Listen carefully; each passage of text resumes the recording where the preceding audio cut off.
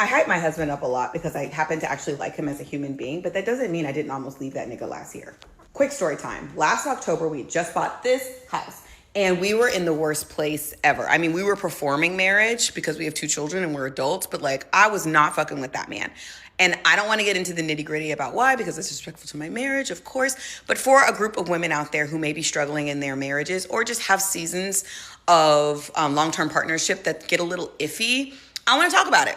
A lot of women talk about marriage and happy marriage, and they put that out there in the universe, and it is a great, wonderful thing, but they never show you the work that it takes to get to a happy marriage. Like, I am incredibly happy with my husband now. That shit almost broke us last year. Because I think one of the biggest disservices we do to each other is let each other think that we're having experiences alone. Like that relationship that you're struggling with alone. Like, no, you're not, baby. Me too. I love my husband down to the ground. But we had to break a lot of systems on his side and on my side for us to get to the point where like literally this man walks in the door and dinner is ready and the house is mostly clean. And I want to fuck the shit out of him all the time. We're not newlyweds, baby. We celebrate 7 years of marriage, I think, this year. And Michelle Obama has talked about this, and she's way further in the game and has had a way higher stakes marriage than I have. But how do you get to happily ever after if people never talk to you about that in-between shit that almost breaks you? I've been with my husband for 25 years. Through the ups and downs, years of individual and couples therapy, and years of studying relationship psychology as a relationship coach, I've learned something I wish more couples understood. Many husbands and wives aren't fighting over the same marriage. Many men are conditioned to approach marriage through a duty model. They're asking, am I providing? Am I faithful?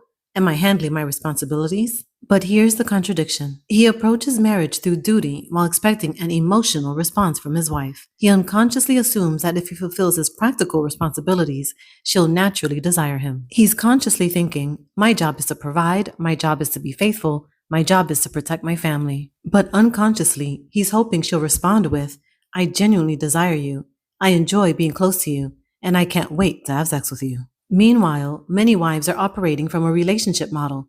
They're asking, do you enjoy me? Do you see me? Do you want to know me? He's asking, am I doing what a husband is supposed to do? She's asking, what's it like to be married to you when we're not just managing life? Truth is, many husbands don't realize there's a problem in the relationship until sex goes out the window. But sex disappearing usually isn't the beginning of the disconnection. It's often the final symptom of a disconnection that's been growing for months, sometimes years. Sex wasn't the first thing to disappear. It was simply the first thing he noticed or thought was urgent. The hardest part of marriage isn't learning how to love each other. It's realizing you may not even be trying to build the same model of marriage. And once you realize that you're building different models of marriage, the question then becomes, where do we go from here?